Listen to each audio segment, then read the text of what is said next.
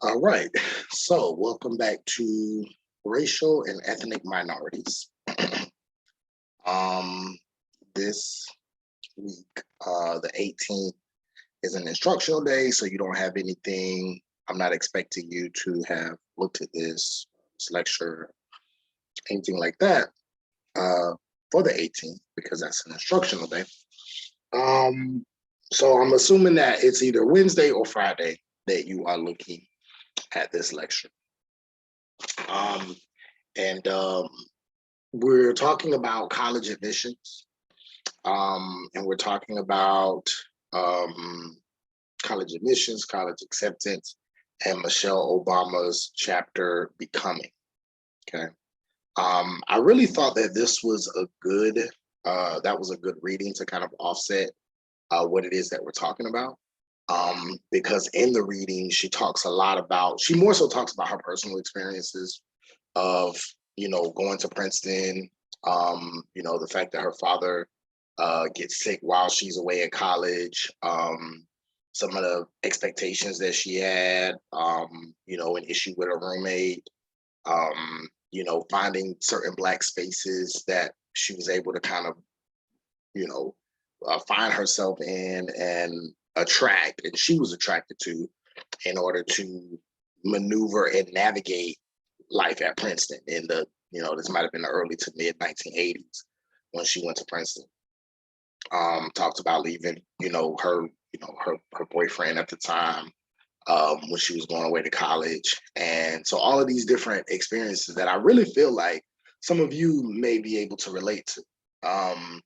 Also kind of humanizes her, because a lot of times people look at Michelle Obama as, you know, obviously a former first lady, this political figure, etc.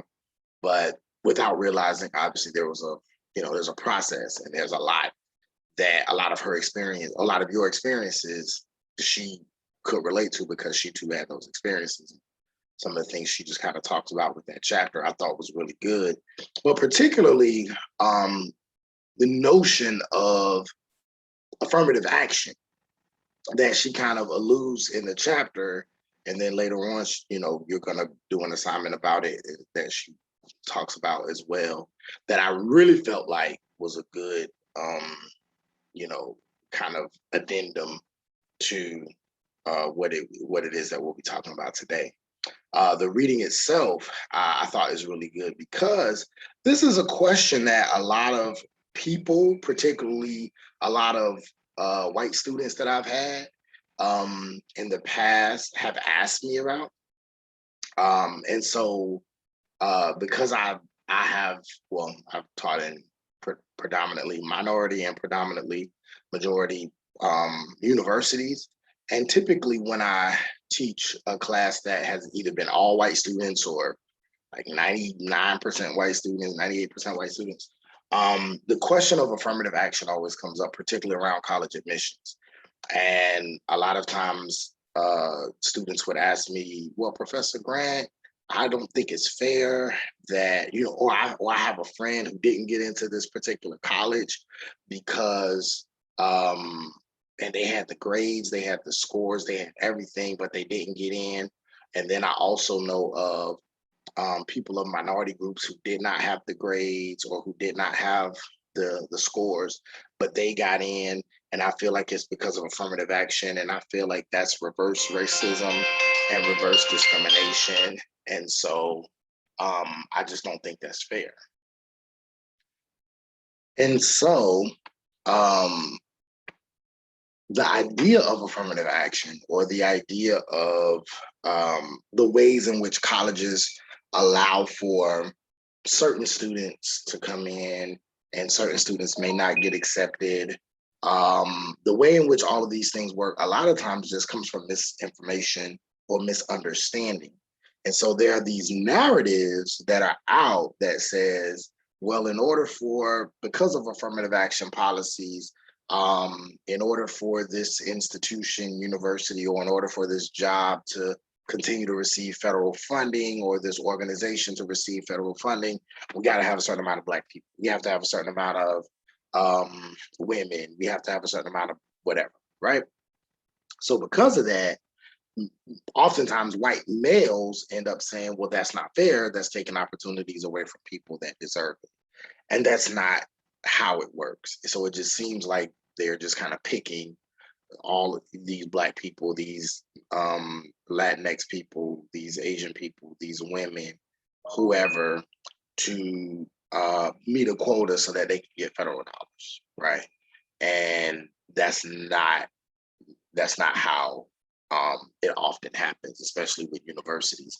So we're going to talk specifically about the college admissions process, but even if we were to talk about jobs or organizations that receive federal funding, that's a different kind of conversation. But it's not as easy or as simple as this is reverse racism. It's a more complicated than that, and um, the goal is very different from what people think it is. A lot of people think it is. And so to go to the next slide, to start out, oftentimes like to provide some kind of historical framework so that you can have an understanding of where these how we got here, right? How we got to this point. And so we first start with understanding what affirmative action is and where it came from. So if we go back to the civil rights movement, you're looking at the early to mid 1960s, right? And it was during this time that the civil rights movement had really started, was starting to have a huge effect on national policy. And it was really starting to gain some global traction as more and more people across on the continent of Africa and in other places are starting to pick up the momentum of what is going on with this movement that is largely coming out of the South. And so, of course, you have the 1963 March on Washington helping to push forth the 1964 Civil Rights Act and the 1965 Voting Rights Act, and all these things were happening.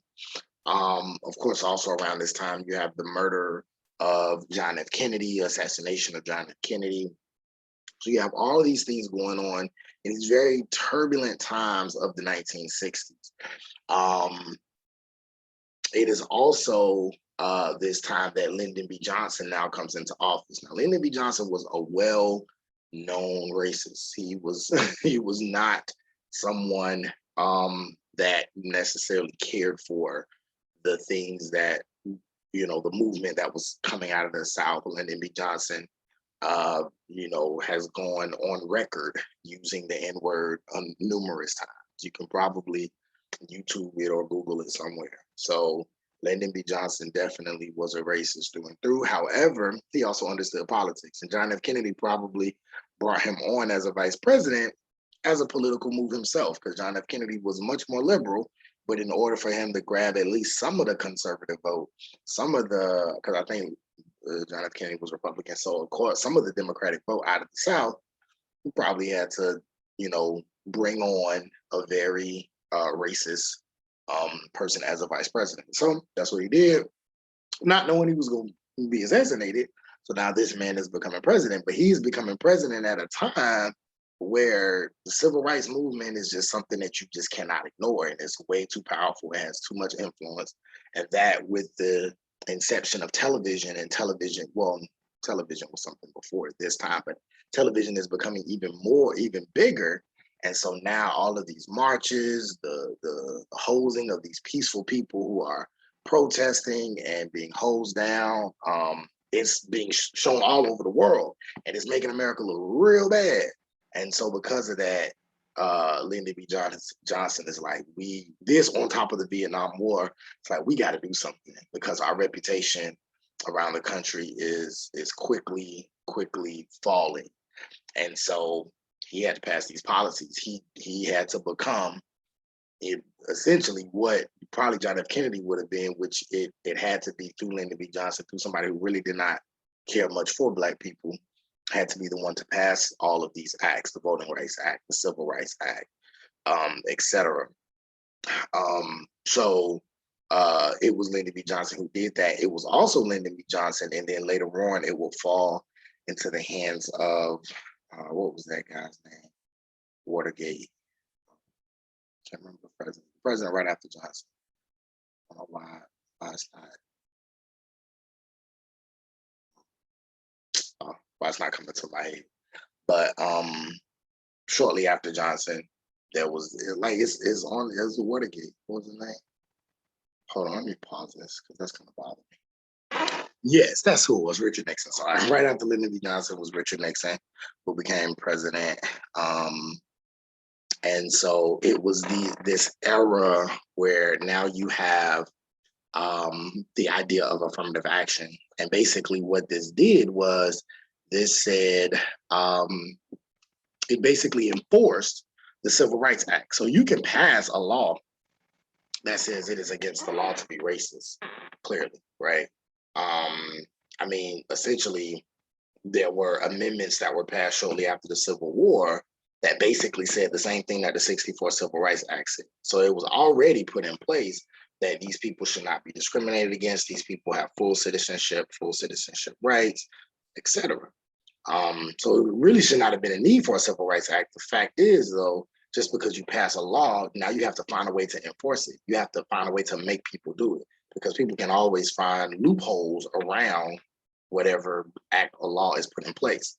I.e., shortly after the 13th, 14th, and 15th Amendments, you also have policies around prisons. You also have Jim Crow. You also have these other laws that are put in place to basically undo those laws that were put in place during Reconstruction. So essentially, something similar happens during the Civil Rights Movement, where you have the '64 Civil Rights Act, which says, hey, it's unlawful for you to discriminate against someone based on race, gender, sex, religion, blah, blah, blah. But if somebody sues a company, you have to prove racism. And that's hard to prove, again, unless somebody out and out says a word that is derogatory, which is generally, the way in which it's done. I.e., who was the guy from the Raiders, I think, who was just the coach from the NFL coach, who was just fired for using all of these racist, homophobic, misogynist terms in an email. Something like that is very easy. Okay, boom. Clear hatred, you're using these terms, but everybody doesn't always use those terms when they are being discriminatory. Some people are discriminatory in very sneaky, very covert ways. And so it's difficult to say whether somebody is doing something and with racist intentions or not, unless it's very overt. And so with that being said, this is why discrimination has lasted and continues to last, because it's hard to prove in court. Even if people know it, even if the public knows it, you still have to be able to prove it in court for there to be some type of, penalty. So with that being said, it makes it difficult to actually enforce the 64 Civil Rights Act. So the only way you can enforce those things is through two ways, right? You can, you have to be able to prove it in court, which is very difficult, or what is something that everybody likes? Money, right? So you can say, or in order for you to have federal dollars, you have to be able to show that you are trying to make your companies, your universities, these public spaces that should be for every American citizen, that you're trying to make them diverse and that you are not being discriminatory. And the only way to do that, or a way that this can be shown, is through the numbers, right? How many people of color do you have? How many women do you have? How many, people of these marginalized groups work or represent this institution? And so if you can show that, then that lets us see hard evidence that there is this work of trying to uphold the Civil Rights Act, or at least not denying people opportunities based on their race or gender or sex. Even if you are, is more difficult to prove if there's clear evidence that, hey, we have a diverse group.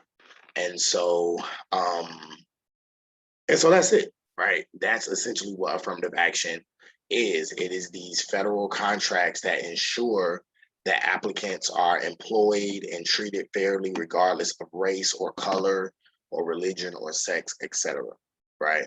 This is to say the federal government says we are trying to do our best to reward those who uphold these standards. And for those who don't uphold these standards, they will not receive support from us. Now, it doesn't mean that they will go bankrupt, because again, these are just federal dollars. So people who are privately funded, oh, they can be as racist or covertly racist as they want to be. That's just, you know, there's only so much you can do, because if somebody has private funds, then they can do whatever they want with their money. So now there are other ways to help ensure diversity. There are other ways to help ensure minority representation in those arenas or places that are privately funded, but that's a much different discussion. But right now we're just talking about public corporations, public universities. Okay. So anyway, so this is where the idea of affirmative action comes from. Affirmative action is put in place to enforce the Civil Rights Act, right? To ensure that this act gets carried out. In addition to that, what it also does is it helps to balance the playing field for those years, right? Years, decades, centuries, essentially, of unfair treatment and unfair advantages that were given to white people over Black people, that were given to men over women, that were given to white people over all people of color, right? And so that is the reason why affirmative action is put in place. It is also put in place to help balance out the unseen, unknown, well, it's seen and known, but oftentimes the advantages that are not as blatant, right? That oftentimes can exist within our society because racism, sexism is systemic in our society. There are these advantages that exist that oftentimes we can't see. Perfect example, right? You have a person of color who may come from a poor working class background, who goes in to take their SATs. Then you have a white person, right, student, who comes in, takes the SATs. They go take the SATs, the person of color gets a lower score than the white person, right? Now, they both went to the same high school, they both took the same classes, they're both good students. They take the test, person of color scores lower than the white person. Now, technically, if we look at the statistics, that is likely to happen because white people typically do better on standardized tests than students of color, right? Well, not all, not Asian students, but Black students and Latinx students. So we'll just say this is a Latino student. So Latino student comes in, does not do as well as the white student, right? So some people may say, well, I mean, they both took the same test, white student did better. Now, this Latino student came from a more poor working class family, so that the white student, and the white student may have come from a middle class family. They both took the same test. However, what oftentimes is not talked about, even though they both make the same grades, let's say they both are on, just got AB honor roll. They both make similar grades. They both have 3.4 GPA, 3.5 GPAs. But when it comes to standardized tests, it's not just about how intelligent you are. It's also about, can you take a standardized test? There are certain skills that are necessary to do well on standardized tests. It doesn't matter if you have a 4.0 GPA or a 1.7 GPA. If you know those skills, right, regardless of the intelligence, if you know those skills, if you know how to read the questions, if you have the cultural knowledge about the questions, you are more likely to get a better score than someone who does not, regardless of your GPA, right, or intellect. Also, What may not also be understood behind those scores is that maybe this white student had a tutor, because this student came from a middle class background or maybe upper middle class background. Maybe this student's parent or parents or someone was able to pay for tutoring, was able to pay for SAT courses, SAT prep courses, pay for the SAT book so that they could study for the last 2 summers so that they can be prepared for the exam. Where a person of a lower class may not have been able to afford a tutor or to afford to take those classes. Maybe they got the book from the library at the last minute so that they could actually study for the exam. Or maybe they did get the book early, but they didn't really understand what they were reading and they still couldn't afford to take the courses in order to do well on the exam. So that could be the reason, right? And so with that being said, while both of those students are smart, while they have similar GPAs, while they have similar grades, if the student who had the money to invest into doing well on the exam is now this student gets rewarded to go to college, which no one is saying that this person should not go to college. But then what happens to this student who just happened to be born in a situation or be in a situation where they just couldn't afford the same resources that this other student has in order to do well, even though they're just as smart? Why should they be left behind? What can be done structurally to at least balance this playing field? It's not perfect, but at least balance it so that this student who did do well gets the opportunity that they have, while at the same time this student who structurally was held back still have the opportunity in a free and fair society to prove that they can also do well. That's what affirmative action is trying to do. Just trying to level the playing field, just trying to balance it out so that these structural barriers that do exist of educational inequality, income inequality, unfair treatment, unemployment, underemployment, etc., so that these things can be carried out in a way so that until all of that gets dealt with, these students still have these opportunities, right?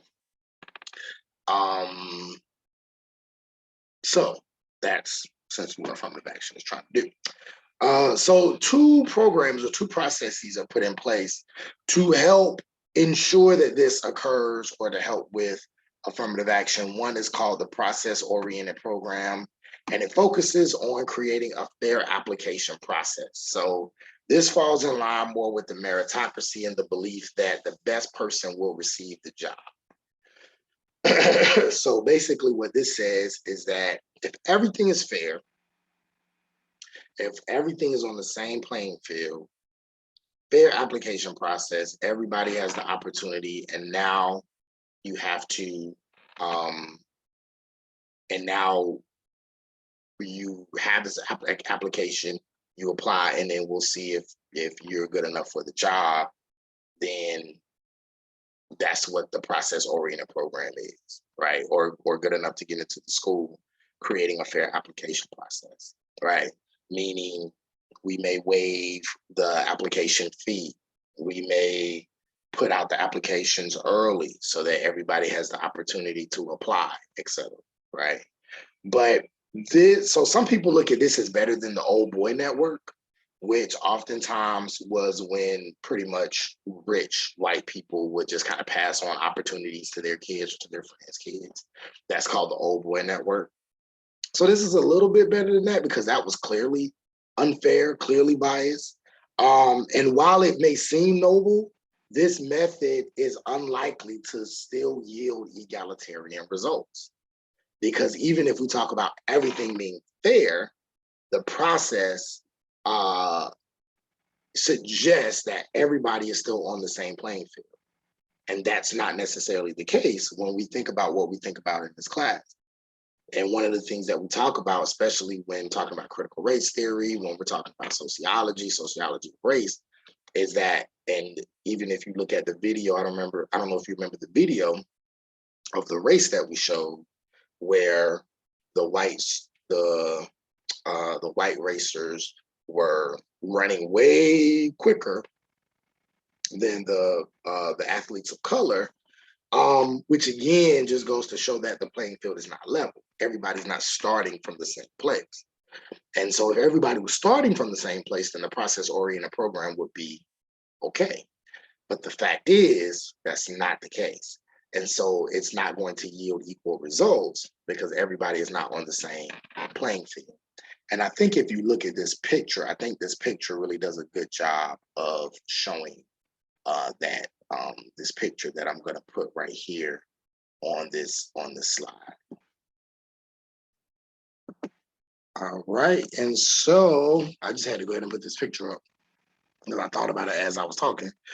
So if you look at this picture, the first picture says that this is equality. And equality just simply means that everything is on the same level. And so if all levels are the same, then everything should be equal. However, there are different heights to everyone. So the tall person is on the same level as everybody else, and they can see the game. The shorter person is on the same level as everybody else and can still see the game, right? Little, maybe not as well as the tall person, but they can still see the game. The small person can't see the game at all, even though they're on the same level as everybody else. Technically, that's equality because everybody has the same opportunity, but everybody is not the same height. So what do? We push for equity, right? And equity means everybody has the same opportunities to do what it is that they can do to be successful, even if that means this person gets a little bit more, this person gets a little bit less, this person gets a little bit less, but because of the inherent advantage that they already have, they still have the same opportunity as everyone else. The tall person has an inherent advantage because they're tall, so why then give them a box on top of that? The person who's the middle one has an inherent advantage over the shorter one, but still may need a little bit of boost. So you give that person a little bit of boost so that they can also see the game. And then the person who has an inherent disadvantage of being short, they can't help it. That's just how they were born. Give them 2 boxes. So now everybody is truly on the same level. And then once that happens, then we can honestly judge and say, okay, now that these opportunities are the same, we can pick the person who now is the best for this, now there can be a better assessment of each person proving how well they can be at this job or at this school, etc. So the goal-oriented process is something that's a little bit more like the latter. Diversity goals, goal-oriented process is diversity goals that are set up for a particular company, program, or institution, and it is a way in which people are looking to do the best that they can to create more diversity and equity so that they are bringing in and they are providing opportunities and they are providing successful mediums for people of color or women or a group that has historically been marginalized, that have been inherently placed at a disadvantage, and then create opportunities there, right? So with that being said, are white people oppressed in college acceptance? And that is a larger question. And that's a fair question because many students, many people believe that white people are oppressed in college acceptance, and they believe that college acceptance has pushed forth a reverse racism kind of tactic to help provide advantages for people of color, etc. So I want you to watch this link. This is very interesting about studies that have been done on the college admissions process, particularly at Princeton, and looking at after interviewing some college admissions officers, looking at what people have actually said about the college admissions process, about diversity, and why this conversation is necessary and why this essay was even written to help provide some kind of awareness and hopefully bring some understanding around affirmative action, college admission, etc. So check out that link and then come back and then we will go more into the lecture. So after looking at that link, hopefully that gives a better understanding of what the college admissions process is all about and how race, gender, and all of these different social identities that we're discussing, how that plays a role in the decisions that are made about college admissions.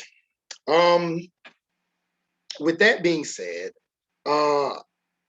when we think about why this is necessary, particularly for job placement and for college campuses, the reason why this is an important conversation for those specific spaces is because the workplace and college campuses are some of the few spaces where the lives of white and non-white people intersect.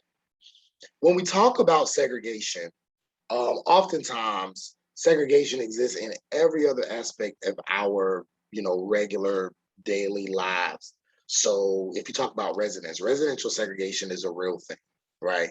I can't remember, I think we talked about it, well, we talked about it more in my race, place, and inequality class. American apartheid is a big text, a sociological text about that. But if you look at the research, right, the research will tell you that a majority of our society is very much residentially segregated, meaning Black people typically tend to live around in a majority Black neighborhood. White people tend to live in a majority white neighborhood. Latinx people tend to live in a majority Latinx or a majority minority neighborhood. So it'll be mostly Latinx people or Latinx and Black people. And then Asian Americans tend to live in predominantly white or predominantly Asian American neighborhoods. So racial residential segregation is a real thing. And a lot of it is due to the inherent class segregations that exist in our society. Also, when you look at job opportunities, while people tend to look and come across people of various racial groups, especially if they work in corporate America or work for the city or something like that, as you move higher in your position, it's oftentimes what you'll find is you'll find white people in the higher positions and you'll find majority Black people in the lower level, entry level, lower level positions. If you look at K through 12 schools, it's getting a little bit better now, but maybe only in maybe like the past 15 or 20 years. But for a long time, and even still to this day, racial educational segregation or educational segregation does and still exists, largely because of property taxes. So schools are oftentimes funded based on property taxes, and also because of certain zones or lines that are drawn around zones for schools. If you live in a certain residential area, which is already segregated, it is automatically going to spill over into schools. So if the residence is segregated and you can only go to a school that is associated with that residence, then all of the people in that residential area are going to go to that school, which is going to make the schools more segregated racially. And then class-wise, if those people can only afford to pay property taxes up to a certain amount, then a percentage of that is going to go towards the schools, which is going to make those schools funded a lot less than schools where people have more money, so they can pay more property taxes, and then so those schools are going to get more money. And more money a lot of times leads to more resources, being able to pay better teachers, being able to retain teachers, being able to have smaller classrooms, etc. And all of that carries on into academic success. So that being said, the two places in our society that oftentimes have the least amount of segregation is, I already talked about the workplace, where you do have some kind of interaction, even though as you go higher, it tends to be more racially homogenous. But the workplace, and then if you can get into college, once you get into college, that is usually when you start to interact with people more of a different race, right? And so this is why this is necessary. What are the factors in the college admissions process?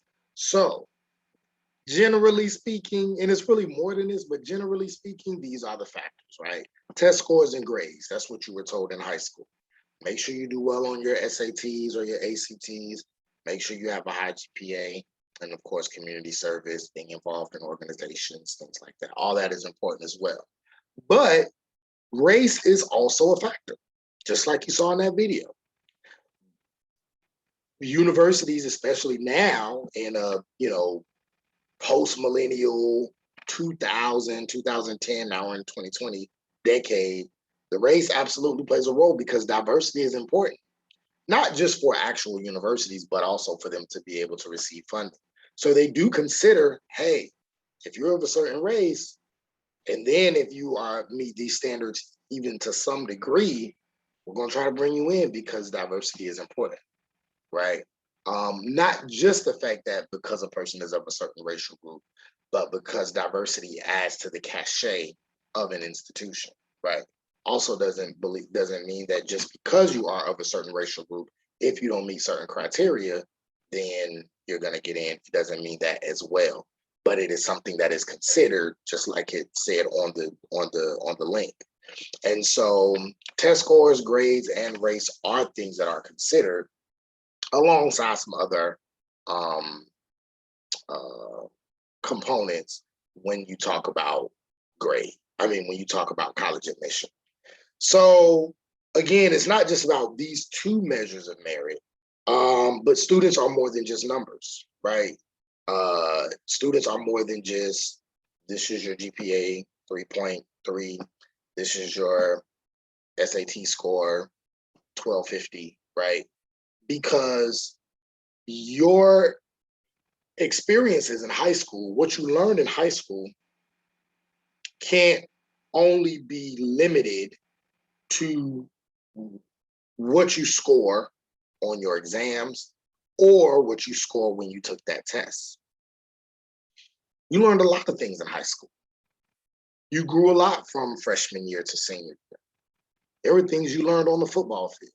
There were things you learned on the cheerleading squad. There were things that you learned in the band. There were things that you learned while volunteering. There were things that you learned while you were on the chess club or while you were on the dance team or while you played basketball or tennis or soccer or whatever, right? Or if you were involved in some church activities or when you ran for Miss whatever high school or Mr. whatever high school. There were things that you learned that also contribute to the college experience. GPAs, test scores, they don't measure your talents. You could have a 2.3 GPA, 1,050 SAT score, but you can be a pianist virtuoso. Let somebody put some music notes in front of you and you are gone. That can absolutely contribute to your college experience. A college could want you and say, hey, we're going to give you a music scholarship. And that confidence that you have in music and being successful in music could help you become more confident in your academics. You can go from having a 2.3 to a 3.4. Just because that confidence is now inside you. Talents, gifts, other achievements. Maybe you had a low GPA. Maybe you had a low SAT score, but maybe you have a way with people and you've been able to start organization. You've been able to raise money for students who were low income. You could have been part of the class presidential council or student council to help get things accomplished. These are things that aren't measured by test scores or grades. These are unquantifiable characteristics, which is why when you apply for college, when you apply for grad school, all this is the same when it comes to grad school. When I was, before I became a faculty member, I used to work in student affairs. And one of my jobs was a GRE instructor. So I would teach students, I taught a GRE workshop for a number of years at two different universities. Um, and in my workshop, I wonder if I still have all that information. I can't remember. But I would teach the GRE workshop, and in this workshop, I would essentially give students kind of like clues and give them things that they may not get from other workshops to help them do better on the GRE. And it was free because I worked through what was called the Black Student Achievement Office. And so we started the GRE. Well, no, I didn't start it, but I was just the GRE workshop instructor. And so I gave these free classes, and sometimes they would be full of students because a lot of times these workshops are, they're expensive. And I'm pretty sure you know that from taking SATs. The SAT workshops are extremely expensive. So these things are $1,000, $1,500, $2,000. And our department was like, well, you should be able to have access to that if you can't afford that. And so I taught that class, and oh my goodness, I got so many emails from students who said, oh, thank you, Jonathan, for that class. I did so much better. I got into grad school. I just got so many emails about that. And that was helpful, right? Because this class was not just teaching you to, add, subtract, divide, all this other kind of stuff, but it was teaching you the skills, kind of the secrets, ways in which to read the questions, giving you practice exams, and then going over those exams, how, talking about it, how do we get better? How do we, and I had more students than not do really well and end up going on to grad school and being successful in grad school. And then after that, I started the LSAT workshop. So then students who wanted to go to law school, we hired an LSAT instructor. I hired one, and then we started to do the same thing with the LSAT. So we gave free LSAT classes as well. Anyway, I say all that to say that these courses, and these classes are oftentimes not available for people who are of a class disadvantage. And then not only that, but people who are of a class disadvantage are disproportionately people of color. And everybody, every school, every university does not have these options, right? And so it's important for us to include other characteristics when we are talking about giving people an opportunity to be socially mobile. Another thing I would teach in these courses was not just how to prepare for the GRE, but also I would teach students how to prepare their personal essay, their personal statement. So if you go to, I think I'll talk about that on the next slide. I don't think it's the next slide, but it don't matter. It's all good. How to prepare your personal essay. And your personal essay is put in place to help offset those, looking at this slide, those unquantifiable characteristics. Those characteristics, those talents, those gifts that you have, those achievements, those things that you've done that can't go, that aren't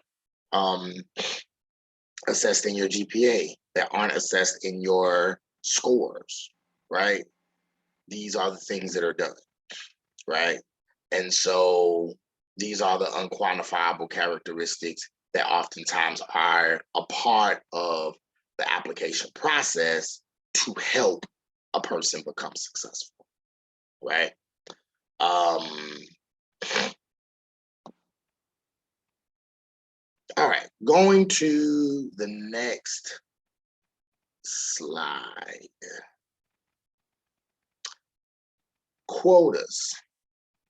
Quotas are an illegal process involving fixed numerical allocations unless court ordered as a temporary remedy to racially motivated patterns of discrimination, right? And so it is these quotas that are illegal. So if a person was to say, okay, I have 500 employees. I want to have at least 10% that are minority. So I'm going to hire 50 minorities. And then they hire 50 minorities. Okay, that's it. Cut it off. No more. Even if another minority applies and they're clearly qualified for the position. Nope, I met my quota. That actually comes out of policies created from the Holocaust that were used to help offset the discrimination and the not just discrimination. I mean, a whole, practical genocide or attempted genocide of Jewish people. And so quotas were a part of that process. And so that is illegal, right? And so a person cannot participate in quotas. So when people say, well, affirmative action is just to meet a quota for a minority, that's actually illegal. And if that's proven that a university or a company was trying to meet a diversity quota as opposed to helping to ensure a more egalitarian process, then they could be sued, right? Goals are okay because goals can be exceeded. So you can say, hey, we're going to shoot for a 10% minority, employment pool. But if we get 12, if we get 15, that's great. We're not going to stop there. So again, this goes to show that race can be a factor, but it cannot be the only factor in an admissions process. It can't be the only thing that gets a person into an opportunity, into a job, into a university. And so when we look at this idea of quotas versus goals, the reason why racial quotas are illegal is because of a court case, Backey versus the University of California. I could tell you, but I think it would probably be more interesting if you just saw it yourself.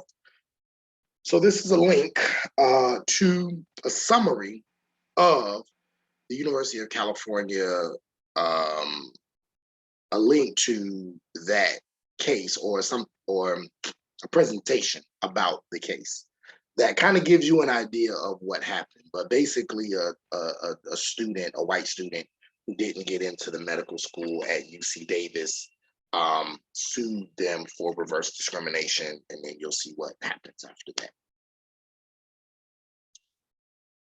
So now we see why racial quotas are illegal, but race can be considered a factor when looking at the college admissions process, right? So it's not just something that has come up now, but there is a whole history and Supreme Court decisions that back up why this is the case. So some people believe race-conscious policies are part of reverse discrimination. When we say race-conscious policies, we're talking about policies like the 1964 Civil Rights Act, the 1968 Fair Housing Act, certain acts that are used specifically to ensure that people of a certain race are not mistreated. Certain things that are done to help ensure that people of a certain race, and it explicitly deals with race as the reason why this policy is put in place. I can't think of another race-conscious policy that has come out since the late 60s, early 70s. Some people may say, and there was a big push for police cameras, body cams for police officers. And I guess that could be one. It's not, I don't think that's a policy as much as it's just kind of a tradition. I don't really know. But something that's put in place now suggested to, obviously that's done out of the incessant killings and murders of Black people by law enforcement.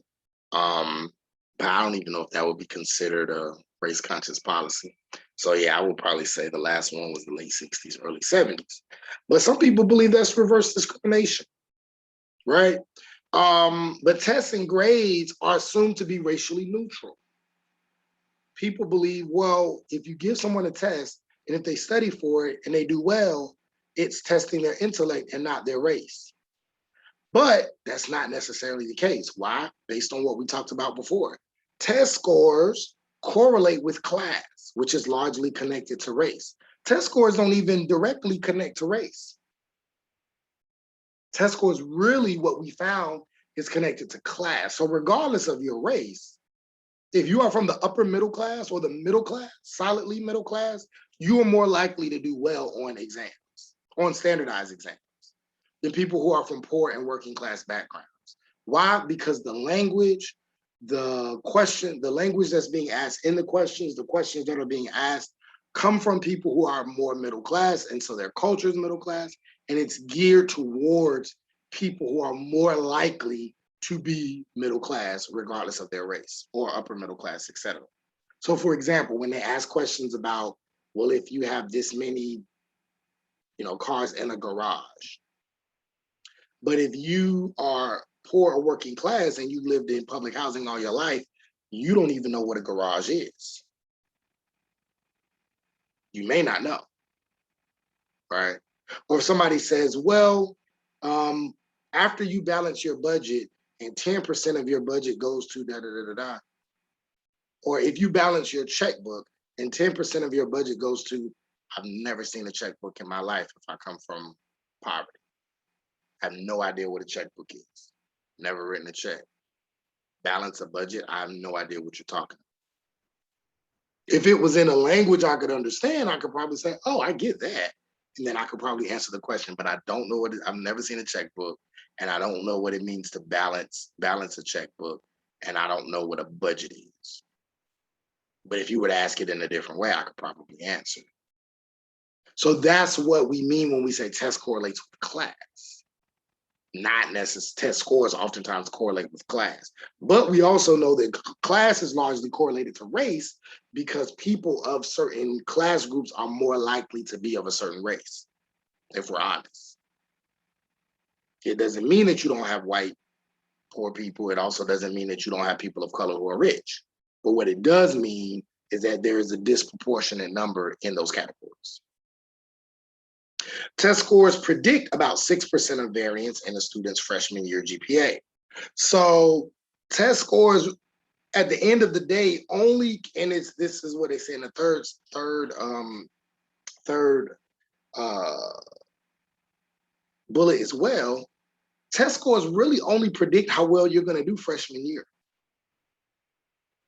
It says very little about your overall success. Test scores only determine how well you're going to do freshman year. Sophomore year is different because the work is different, the expectations are different, the culture is different, how you approach college is different. Think about how you thought about college as a freshman and then how you were as a sophomore or junior. So test scores can only really tell you a small part of how you'll be overall, because it doesn't even matter after freshman year. Or again, it's not a strong indicator of how successful you'll be after freshman year. Another thing we want to talk about with college admissions is fit. I want to come off college for a second and talk to you as, just regular people. I think it's safe to say most people, there are people who may not, want this, but I think most people want to be in a relationship, may or may not want to be married necessarily or have kids or whatever, but everybody likes love. Everybody likes somebody who wants somebody to love them, and they love somebody, wants to be in love, wants to have someone that they're loyal to, and you're loyal to them. I think that's safe to say for all of you, right? You want somebody to care about, be in love, send flowers, get flowers, etc. Right? If you don't like flowers, whatever you like, right? So everybody likes that. And when you think about a relationship, you think about the things that you like. I want somebody who's funny. I want someone who's smart. I want someone who believes what I believe, spiritually, religiously. I want somebody who's funny. I want somebody who I can talk to, who I can solve problems with, who I can get money with, who I can build a business with. I want somebody who I can trust. So you have all these things in mind about who you want as a partner and to be in a relationship, a romantic relationship. Now, my question is, do you think it's wise to get into a relationship with someone solely because they're good, they're just a good person? Like they have great merits. And when we say great merits, let's say they hit all the boxes, right? When we say great merits, they come from a good family, check. They do well in school, check. In your case, they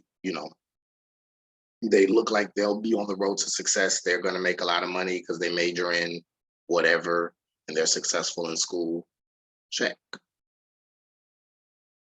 They're nice, check. They're caring. It seems like they'll be a good father or mother if you decide to have kids, check.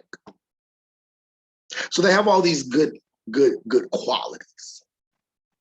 Is that enough for a relationship? Some people may say yes. Some people may say no. Enough for a relationship? I don't know. Because then there's another aspect of choosing a partner called fit. And sometimes fit can counteract the merits. Have you ever met a guy, met a girl, met someone,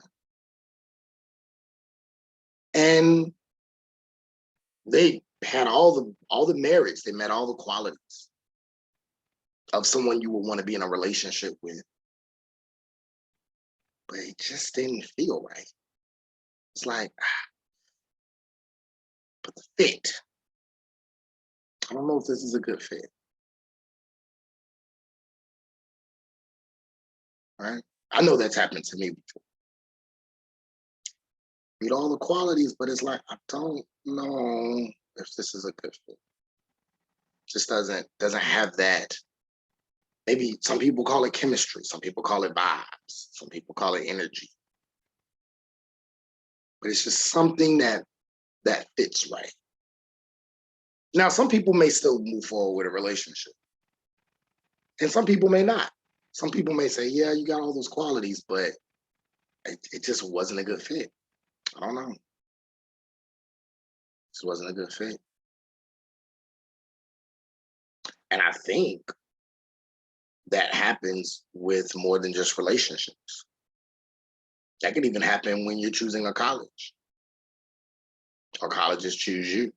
A college can look at an application and say, wow, great GPA, great test scores, president of the class, blah, blah, blah.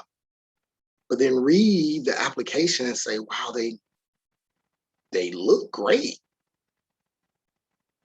But I don't know if they fit with where we're going as an institution. Let's say, for example, the institution, the board of regents, the presidential board, the provost, the College of Arts and Sciences is saying, hey, we want to go in a different direction. We want to attract students who are less math and sciencey. Because for some reason, a lot of our students are good at math, they're good at science, but the level of creativity in terms of the arts and music and performing, visual arts, that's kind of lacking. We don't have a strong enough program in the arts. Let's see if we can attract more of those students. That will be a good fit for in the next 5 years, we want to improve our arts program. And so they may come together and say, hey, yeah, this student has great SAT, great scores, but we have an agenda, we have something that we're trying to get done. And I don't know if the student will be a good fit. even though they meet all the qualifications on paper.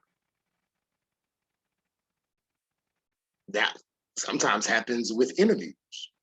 And as you see, as you get older and you go into more, bigger jobs, you'll find, hey, this seems like a great place to work. And you'll apply there and they look at your resume and they say, wow, they look at your application. Wow, this is like a great applicant. Then that's why they have what they call an interview. Because how a person looks on paper and how a person responds in person can be very different. And they can look great on paper, but then you meet someone and you're like, ugh, I don't like that. The energy or the way they answer those questions didn't really sit well with me. Which means they could have great merits, but it's not a good fit. Or they can have good merits and say, you know what? I feel like there might be something special about this person. Let me bring them in for an interview and see if there's something more than what we're seeing on the resume. And then you bring them in for an interview and you're like, you just fall in love with them. Oh, wow. They're so nice. They're saying the right things. They're saying those things that we've been looking for out of a candidate. I think this might be a good fit. Colleges do the same things, and you should do the same thing with colleges. When you get ready to apply to grad school, just because a school looks great on the website, you can go to the campus and get a different feeling. Or you can go to the campus and get a better feeling. So fit is absolutely important. Diversity contributes positively to educational outcomes as well.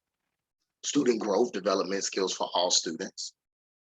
Research has shown that the more diverse a campus is, the more diverse a department is, the more diverse a college is, whether College of Arts and Sciences, or the College of Business, etc. The more diverse, the better it is for students, because now you're interacting with people from various backgrounds, and this is more likely a reflection of what society is going to be like. More likely a reflection of what now you're able to interact with people from various backgrounds because you've been able to do that on the college level. Now you can also learn. It's good to have professors of various racial backgrounds, various cultural backgrounds, various identities from different parts of the world, from different parts of the United States, because their experiences now come out in their approach to teaching. So you can take the same class, but with different professors and get something totally different in those classes, even though they're teaching you the same stuff. They're teaching you Marx, or thinking about theory. They're teaching you race, critical race theory, systemic racism, etc. Same thing, but giving it to you in a different way. And so now you're learning from this person, from this perspective, from this person, from this perspective. And so it creates a much richer educational experience for you. And that's what colleges want to do. That's why they want diversity, to create a much more richer experience. And also, it helps them to create employees that can actually compete in the global market. How is one going to be able to compete not with just Great Britain and France and Germany, but how can you compete with South Africa? How can you compete with Italy? How can you compete with Saudi Arabia? How can you compete with Vietnam? Students from other countries, how can you compete with students from Chile? If we don't have more diversity, if we can't think further than just the US context, when many of these students can speak 2, 3, and 4 languages before they even get to college. So we have to be able to be more diverse. We have to be able to get perspectives from other people, because it makes us richer human beings. It makes us, it gives us opportunities for development and allows us to think outside the box so that we can be even more effective in whatever business we decide to go into. So diversity is essential for educational institutions to advance their goals, and these goals are essential depending on the campus, the city, the board, and the state. And so when we enact certain programs, certain processes to help ensure a more racial, a more gender, a more classed, a more religious, a more ethnically diverse, campus diverse workplace, oftentimes it leads to much better results. So that is that. You do have a discussion question assignment. Discussion board, college admissions. Go all the way down. You are required to engage in the discussion board post entitled College Admissions. You will address the following prompts. So you're going to watch this link. After you watch that link, you're going to watch this interview. It's an interview with Michelle Obama. How does Michelle Obama redefine affirmative action? Okay, she talks about that. How did race, gender, and class play a role in what was expected of Michelle Obama before she went to college? And then how did living in a Black community offset the expectations her counselor had for her? So her counselor had certain expectations for her, but then growing up in Black space, this is probably more of a race, place, and inequality question, but I think you all can answer this as well. But growing up in Black space, in a Black place, how did that offset? How was that used to help challenge the expectations that the larger society had about her? So I want you to really analyze what she's talking about in this interview.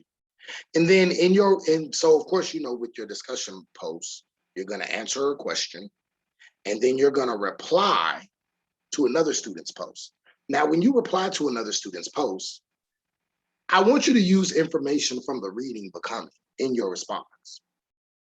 Show that you can take facts from the chapter in Becoming that is uploaded under readings to help support or challenge what your classmate is saying. So if you go to Canvas, and it is Canvas, yes. If you go to Canvas, go to readings under files, you'll see the reading Becoming. Look at that, and then answer. When you reply to another student, I want you to use information from that reading in your reply to show that you have a good understanding of the material. Okay. All right. Well, that deadline is Monday, October 25th at 1 p.m. All instructions on the previous slide should be fulfilled before 1 p.m. on Monday, October 25th. With that being said, hope you have a great day. I hope you have a great week, a great weekend, and you will see me later. And hopefully I'll see you on the office hours, or I can converse with you via inbox or email.